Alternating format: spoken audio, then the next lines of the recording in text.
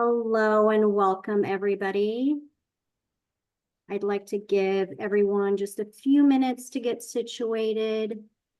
You do have access to your camera and to your microphone for this meeting.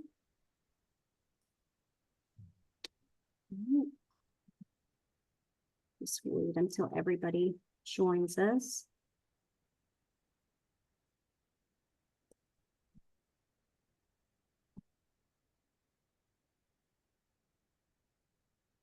Okay. Well, hello and welcome. Thank you for joining us. Before we get started today, I just really like to go over a few things, some brief little things, and that is you have the ability to turn on closed captions if you haven't already done so. You have the ability to use chat. Please do know that the chat can be saved, so please use it accordingly. And this session is recorded. We will make sure to turn off the recording towards the Q&A period. So you can feel free to ask your questions. And without any further ado, I would like to hand it over to Laura. Thank you, Laura.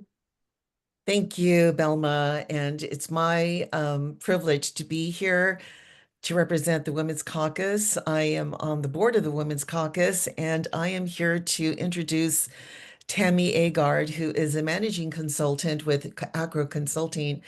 And she's going to talk about the role of the leader in creating a culture of trust, empowerment, and excellence.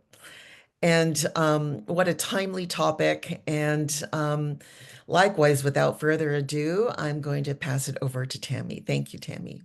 Thank you, Laura. I am so excited to be here with all of you. I'm thrilled to see all these names on the screen and hopefully I'm sure there's some that I know well and others that are new friends. And so I appreciate the opportunity to talk to you about a topic that I think is pretty timely and also just is a good part of the development of a leader and trying to create that environment. So I'm going to talk about this in two ways. I'm going to talk about it from the perspective of the leader in the organization, but then also I think there will be applicable things for even if you aren't currently in a leadership role, but maybe either trying to ascend to that role or you're working in an environment.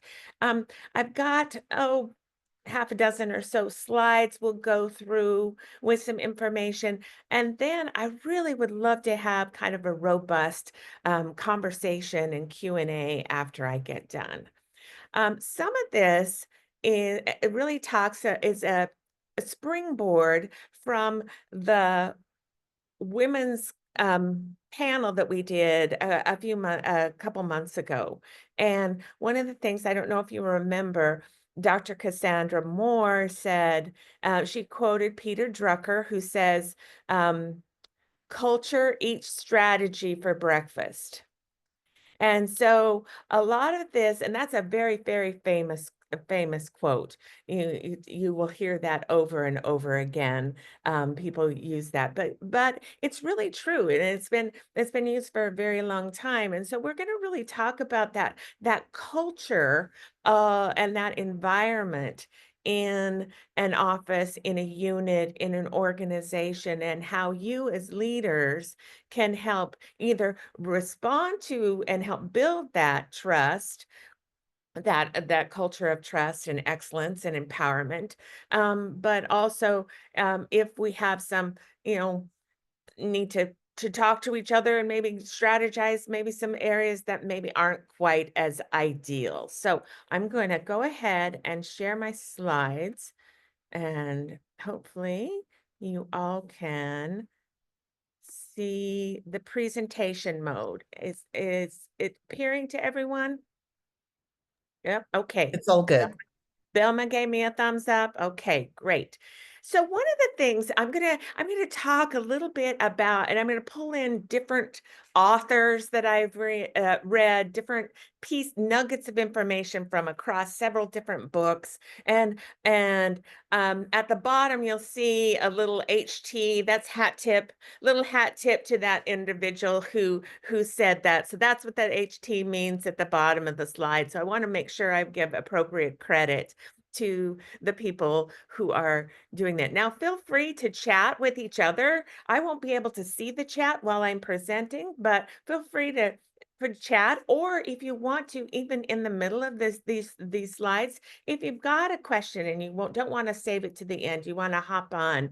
I really don't have any trouble with you know, taking questions or shifting back and forth if we need to do that.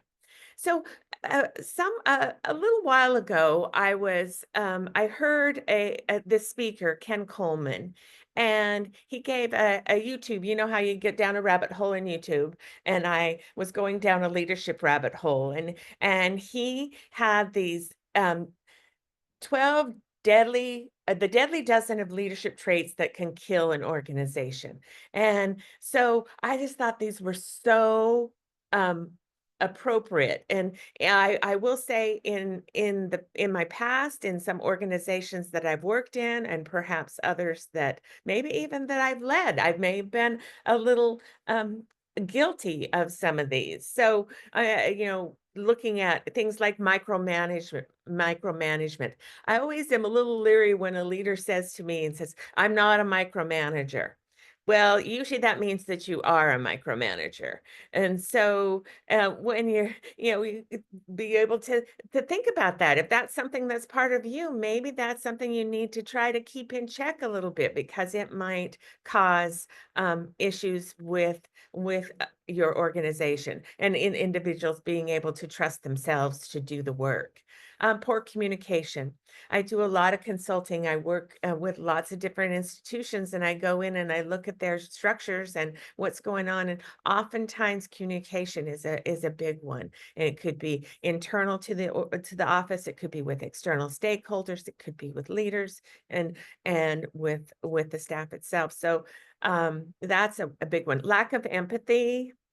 Um, Indecisiveness of that can be a killer. Flip-flopping on things or just not making a decision at all.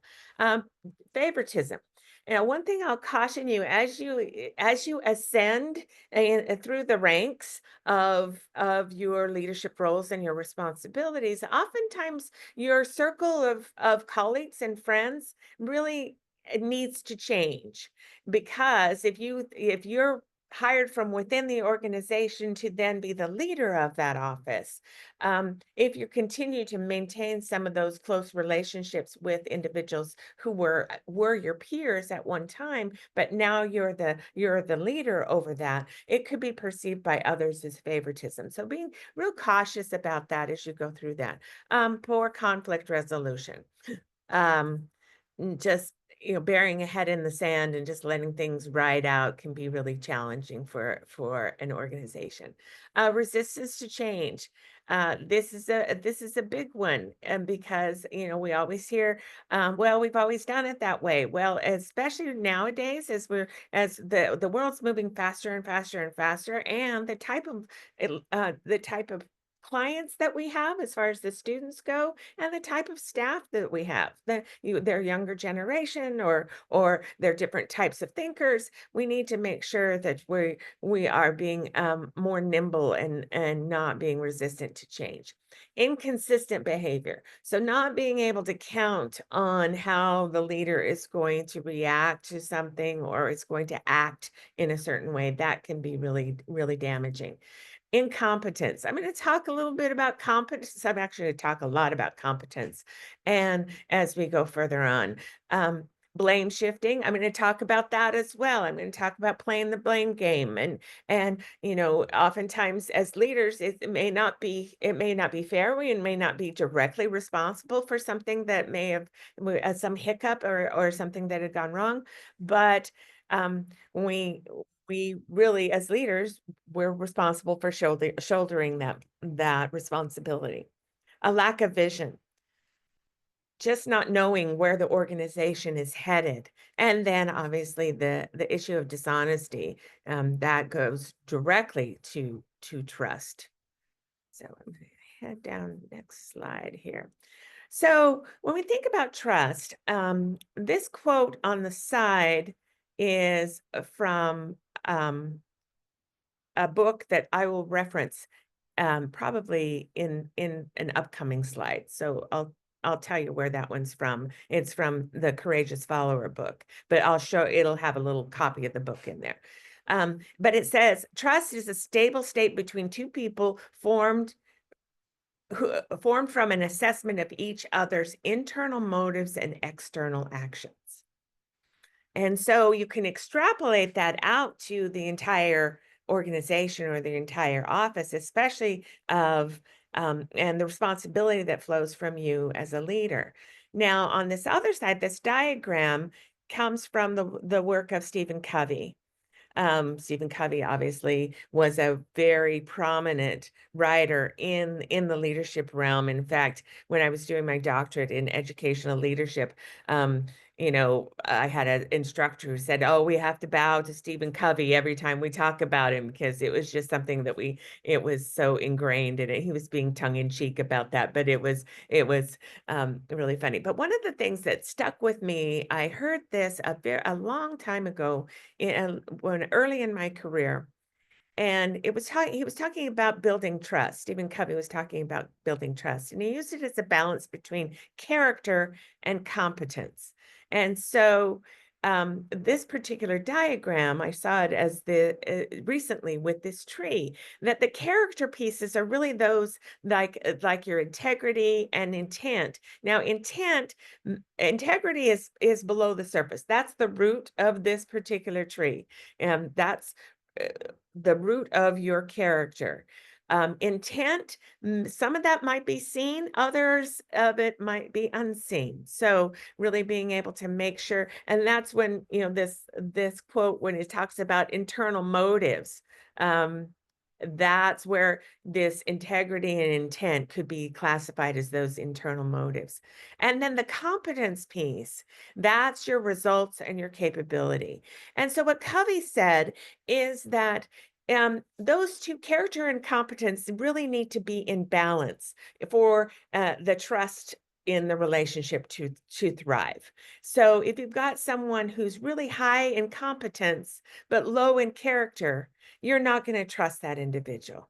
If you've got someone who's really high in character but they're not competent, you're not going to be able to trust that individual. So trying to achieve that balance between competence and character, and knowing how that then feeds directly into that trust relationship, not only with one-to-one with individuals, but also within the unit itself.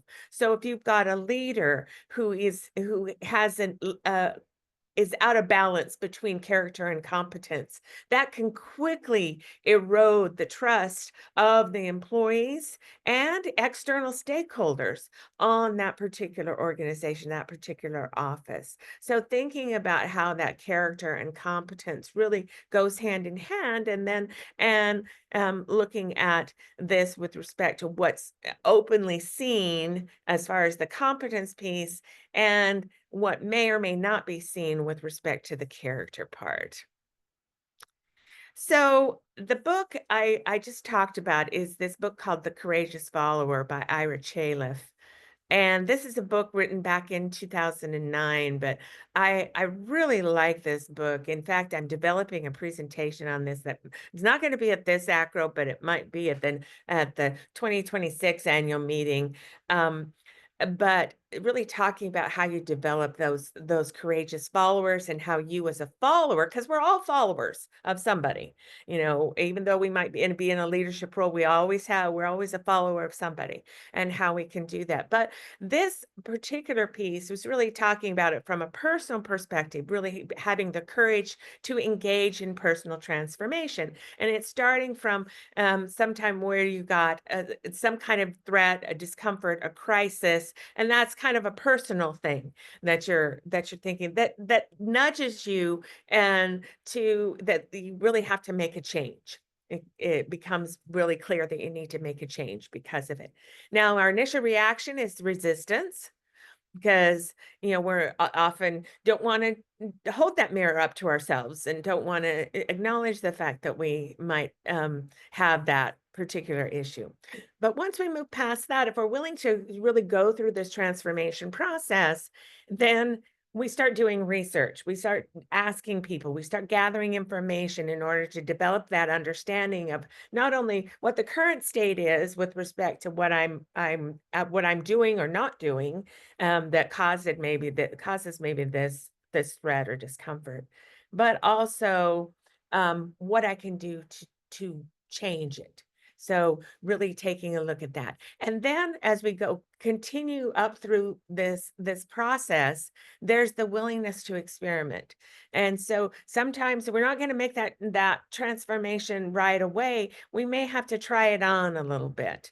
And then finally, once we get some success after we've experimented and maybe changed some things, tweaked it, it finally becomes more integrated into who we are. And then probably start this process all over again with another thing that we want to try to fix or that becomes an issue. But if we take this not just from a personal perspective, but also from a unit, an office, an organizational perspective, oftentimes when you're thinking about an organization that really is perhaps lacking in trust or doesn't have that healthy environment, there could be lots of discomforts and threats, and maybe even some crises. It could be that crisis could be you're don't have good staff retention because people don't want to work there. They're not happy working there. Or it could be some other thing. So you're constantly hiring and training and trying to push that ball up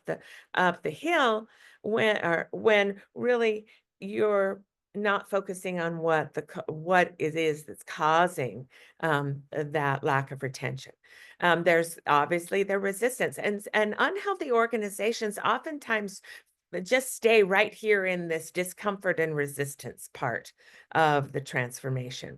But if you're the one leading that organization, then being willing to take it through that entire process all the way through to integration can really be healthy. And it's done jointly with your teammates in your office, people you supervise, others, and with input from outside stakeholders. This can really be a healthy way to take what might be a situation that was suboptimal and really develop trust in that, because this we're all changing and growing, and being able to acknowledge that, I think, can be really healthy.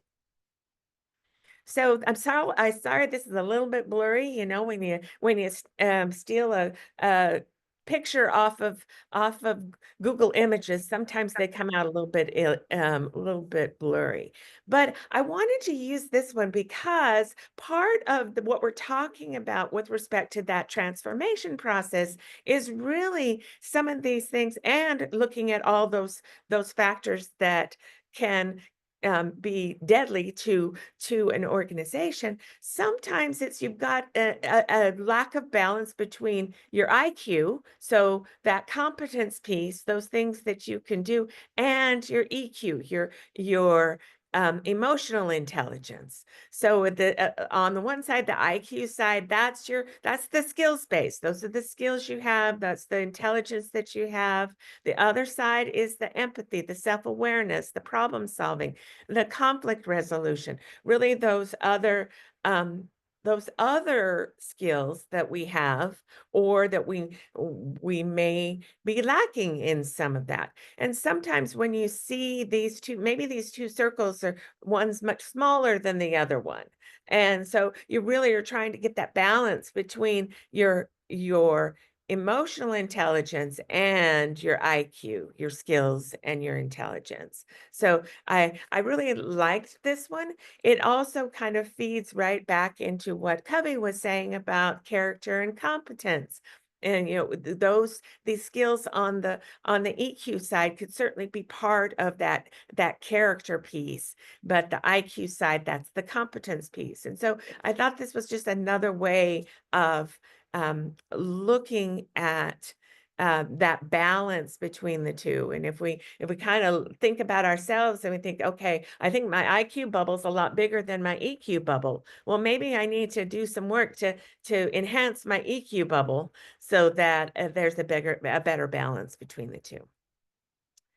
So this is one that I picked up from Harvard Business Review as I was just looking through different things. If you don't subscribe to Harvard Business Review, you can get some really good short leadership related topics on articles from HBR. It's really it becomes a very useful tool. So I'm just trying to give you resources as well, not just talk to you, but give you resources that you can take away.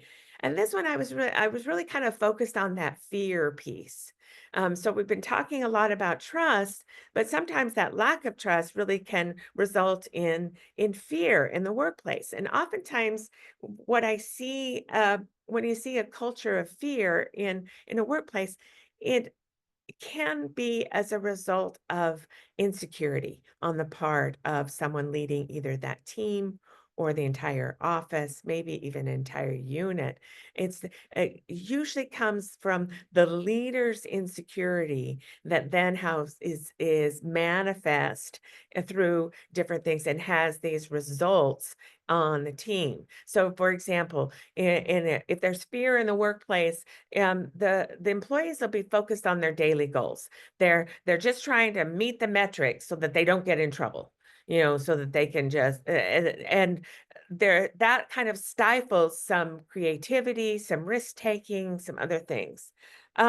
Managers and HR people tend to focus on just assigning the work and measuring results and punishing any deficiencies, infractions, and trying to just maintain order because they don't want anything to happen that might cause someone to be upset or that fear of getting in trouble or having things come out, or someone blowing up can really affect that. So they tend to have their scope tends to be very, very transactional, very narrowed on this piece. The people are afraid to tell the truth because I like this because they believe that they already know that no one wants to hear it. So there's this ingrained kind of learned behavior in a culture of fear of, well, I better not speak up about this because people really don't want to know. They talk incessantly about who's up and who's down in the office's stock index. So you can tell this from Harvard Business Review. They're talking about the stock index and whether it's going up and down. And so people are talking about, okay, who's in good graces, whose stock is high, who's maybe fallen out of grace, their stock is a little bit lower. So people talk incessantly about that in a environment where there is that kind of fear. And it even could go so far as to people actually worrying that whether they're going to still have a job. And, especially when you have down economies and other things going on and all outside stressors, and that can be a real fear with employees. So helping to kind of recognize and seeing do we have this culture of fear? What am I hearing from people that I trust about the office? And am I contributing to that as a leader? And going back to that transformation process, what can I do to help change that culture of fear? So this is a book that I've used for many, many years by Connor, Smith, and Hickman called The Oz Principle. And it's really about accountability. individual and organizational accountability. And this diagram that they use, I love it. Well, first of all, I like it because I like the Wizard of Oz, and I like how they apply the characters of the Wizard of Oz to the solution part of this, being above the line. I'll talk about that in a second. But this particular model, they talk about the fact that there's a line between what they would call accountable behavior and the blame game. So being below the line, and what they call being below the line, is that would be the blame game. And those are like cover your tail, finger pointing, ignoring it, denying it. It's not my job. Please somebody tell me what to do. That paralysis, or I'm just going to wait it out. I'm just going to wait and see what happens. So that would be operating below the line. Operating above the line, which is that culture of accountability, they have these 4 areas. So they talk about having the courage to see the problem. So that would be the Cowardly Lion. Having the heart to own your part of it. So that's the Tin Man. Having the brains to solve the problem. So, and that's the Scarecrow. And then finally, clicking your heels and doing the work, and that would be Dorothy. Or in a negative way, throwing the bucket of water on the Wicked Witch. I guess that would be another action of actually doing something. And so I use this a lot with my team. And I would, if they wanted to come in and talk to me about an issue, they actually would, it got to a point where they would say, okay, Tammy, I'm going to be below the line for a while. And because we all are below the line every once in a while, and so I would say, okay, let me hear you out. But they always knew that if they were going to be below the line with me, they had to then, we would have to flip it around, and then we would talk about, okay, let's move above the line. How are we going to solve this issue? And so I actually had the little figurines of the Wizard of Oz in my office. And so they would come in, and that's something that they knew if they were going to come in. And it was really about holding me accountable, holding themselves accountable, and us as an organization being accountable for what we do. So this is a nice little gem. There's a workbook that goes with it. Like I said, it's a little bit older, but early 2000s, but I found it to be pretty lasting in where I've used it over and over. And I will say there are times I say with my colleague, okay, I'm going to be below the line. So I'm not perfect about this one. But at least I acknowledge where I am and that I'm trying to do some things. So sometimes when you've got an organization that perhaps might be a little broken or maybe has lost their way a little bit, and sometimes it even might get a little more drastic. It might require what Chalif calls moral action. And so he talks about the fact that that's taken, and it can be taken in many different ways. It could be something very, very serious as far as disciplinary, or maybe you just decide that the culture is just too broken. I have to maybe move on to something else. But that might be your moral action. But it's taken with the intention of bringing the action of the leaders and the organization into line with fundamental values that govern decent organizational behavior while preserving the capacity of the organization to fulfill its purpose. And so I highlighted these things in red.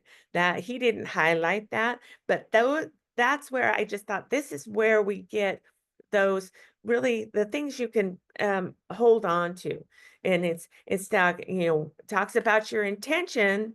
Your intention of this is really not to just complain or to be, a grenade thrower and just, go and throw the grenade in there and walk away and watch what the damage that happens. No, what your intention is when you take this kind of moral action is really trying to bring things back in line with your values. And so in order for you, the organization, the office, the unit to be able to fulfill its purpose. So really going back to that, because the more out of line you get in these, the more broken the organization is, the further you drift away from your purpose and what you truly value. I love this quote. This also is part of the courage, that a Courageous Follower book, but the quote is from, Winston Churchill, and I love this one where it says, "Courage is what it takes to stand up and speak, but courage is also what it takes to sit down and listen." And sometimes the latter can be harder than the previous one, especially if someone's perhaps giving you some things that maybe you don't want to hear. And we'll talk about that in a minute as well. So being able to have that courage to talk with people who might be above you in the hierarchy, but also having the courage to really listen, not just to your followers within your unit, but stakeholders and others, and really not just listen to it, but integrate that feedback, and knowing that they can trust you to incorporate that, to be open and thoughtful about taking that in, and where appropriate, incorporate it, and at least be open to talking through it. So that's another area that lists. I think you always hear the thing, you have one mouth and two ears for a reason, that we need to spend more time listening. And I'm pointing a lot of fingers right back at myself on that one, because I do tend to talk a lot. And so I need to spend more time in the listening part. I know my husband would tell me that. Okay. So as we're thinking about this, and trying to create this opportunity where you might be getting feedback, you hear from leaders saying, "Well, I have an open door policy." Okay. Well, what does that mean? Does that mean that you're going to entertain anybody who wants to just come in and be below the line and just do the blame game, and you're just going to be very reactive to that? Or what does that open door policy mean? And you really need to set some appropriate guardrails on that, to make sure that it's those conversations that you're having are solutions oriented. But also giving people a chance to just talk and release some of that in a safe and healthy way, but then also moving them, like I said, above the line into where we go as far as solutions. And so and knowing that if you're going to say you have an open door policy, then there's a certain responsibility on you as the leader to make sure that you're either engaging in feedback as to the information that they gave you, or making sure, like I said, that you're making sure it's an appropriate open door conversation, as opposed to just a complaining session. Also, when you're in a leadership role, think about what messages are the people who are your number two. That might be, if you're at the registrar or the director of admission or the AVP, and you're at that level, what are the people who are right below you? What messages are they giving? Is it one of trust and support?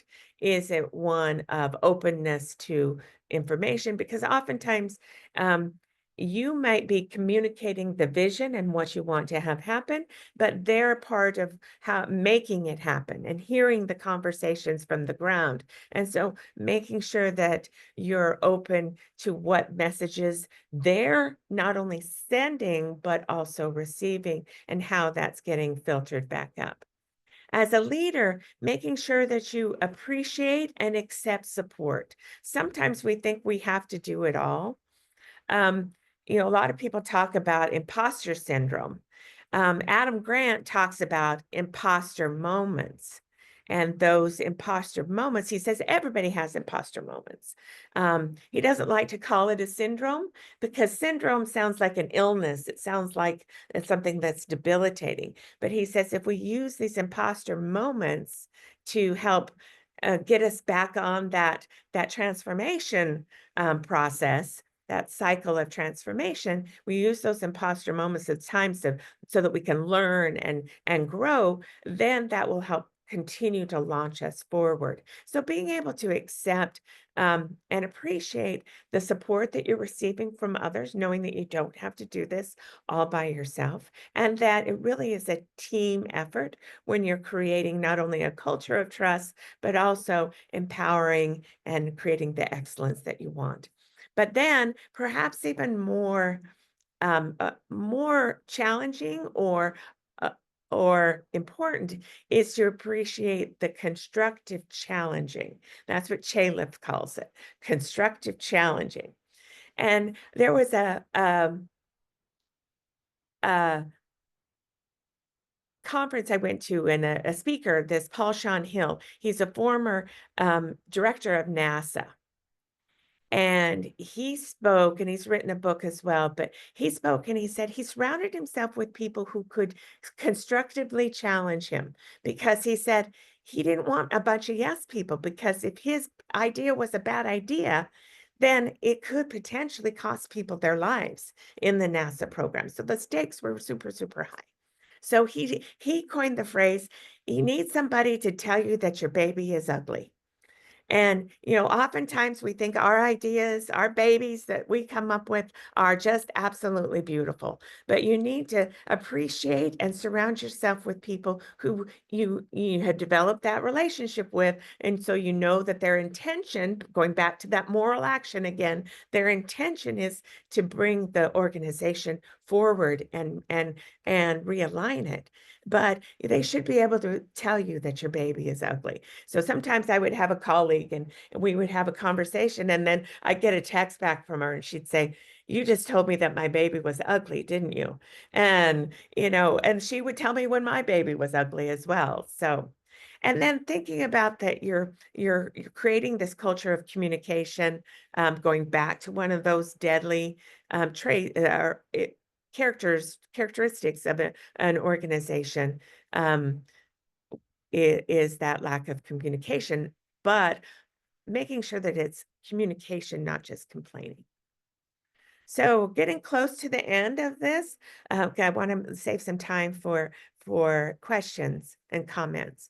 But one of the things we talked a lot about trust and creating that environment. Now we want to move into how do we empower the people around us? And some of the things is just, as you can probably see from a lot of the gray in my hair, I have a little bit of experience doing some of these. And one of the things I really tried to do with people is I was trying to develop them to take my place, basically, is helping them to learn how to make decisions. It's not just the content, but it's also the process that you would go through to make a decision. So as we would think about that, part of that is sharing information. It may be where appropriate, having individuals shadow you. If you're the leader, having them shadow you, or if you're perhaps a rising leader, seeing if there's times where it would be appropriate for you to shadow your boss, so that you hear the conversations, you get the information, and then work through with your leader, or you as the leader, work through the people you're trying to develop, and share how you go through the process of making a decision, what additional research you do, how you take the historical perspective, how you look at what the new environment is that you're trying to adjust to, and to kind of walk them through that. Then give them a chance to make decisions on their own in a low stakes environment. So helping them and then providing feedback, that coaching back and forth, saying, okay. And that also means that me as a leader, I have to put my ego on the shelf, because they may decide to do something in a different way that wouldn't be how I did it, but there could be multiple ways to get to the same outcome. So be very outcome focused, not ego driven, and let them have that opportunity to practice and making those decisions, and then encouraging that risk taking, making sure that there's an opportunity to try things out and to take a risk, and doing it in a way that, most of what we do can be fixed. And so making sure it's not this culture of fear, like I said. And so when we roll a lot of this back, all of this empowerment and a good culture, we're really trying to develop this excellence in our unit. And so when we think about that, I want to leave you with the last slide I have in thinking about, we all know what this is. In this day and age, you get on your, if you have an iPhone, you see this particular one, but also you get these little notifications that says that you've got updates to the apps on your phone. And so what that means is when they launched this app, they didn't wait till it was perfect. Don't let the perfect be the enemy of the good, but use the power of iteration. Create it, launch it, get feedback, revise it, relaunch again. So that's the information that I had. I'm going to stop sharing. I'm going to take a drink of water, and then we can start having some questions. Thank you so much, Tammy. I thoroughly enjoyed that, and I'm sure our audience did as well. So as Belma noted before, you are free to unmute and ask any questions you'd like. I think we need to pause the recording. I'm going to pause it right now.